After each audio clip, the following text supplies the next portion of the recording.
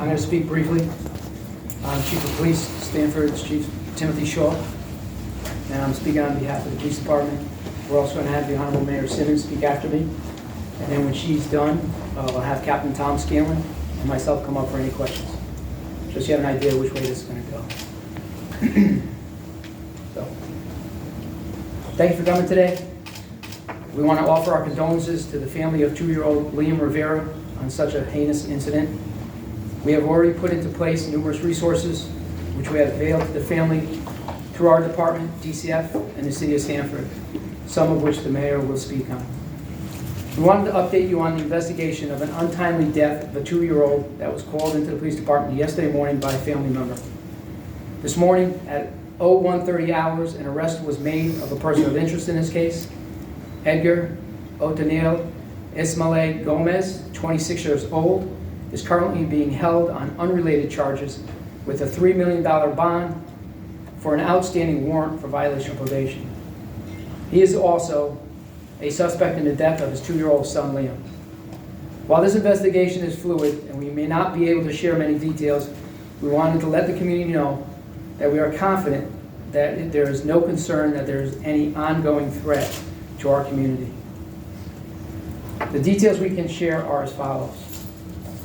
We received a call in reference to a possible kidnapping and a child who may have been harmed yesterday at 11:52 hours. Further information received led us to Cummings Park.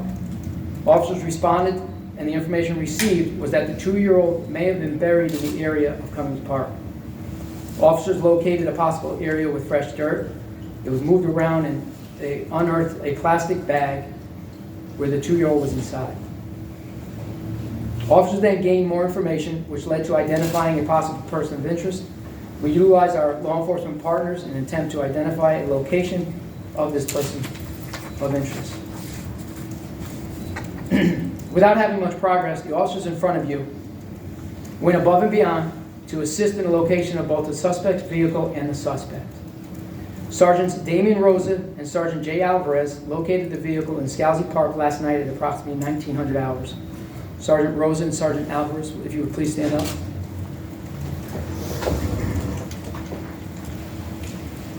Thank you. Officers Willie Mercado, R.J. Blake Jarvis, and Officer Jeremy Cordova came to work last night at 11 o'clock.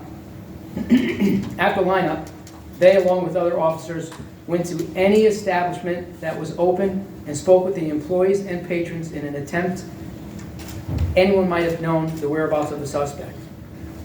Based on these interactions, Officers Blake Jarvis and Mercado were contacted at 01:30 hours of a person fitting the description of the suspect by a community member on their personal cell phones. So while they were out knocking on doors and going to any open establishment, they didn't tell them to call 911, they told them to call their own cell phones because they knew how important this was. Based on that phone call, these officers were able to stop a taxi on West Main Street and arrest the suspect without incident. What I can tell you is that we know what we sign up for as police officers. We know there are days that are tougher than others.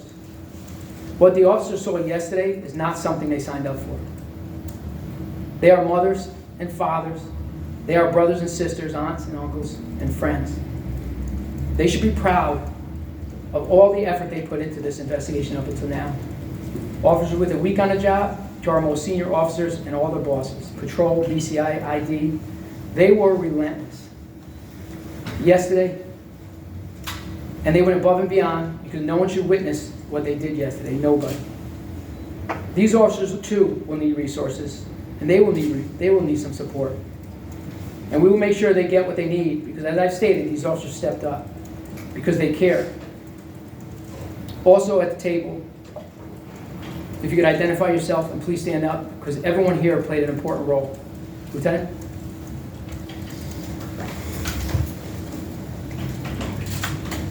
Lieutenant Brendan Phillips. Brendan, if you could introduce the rest, please. Yeah, so Officer Javi Campbell-Schnells played an integral role yesterday, first coming across the victim, getting some very important information out quickly, allowed for an effective and efficient response. Sergeant Will Gray, the Detective Bureau Sergeant, led the investigation from the Detective Bureau side. Very influential, interviewing our suspect, our victim, getting more information out to us.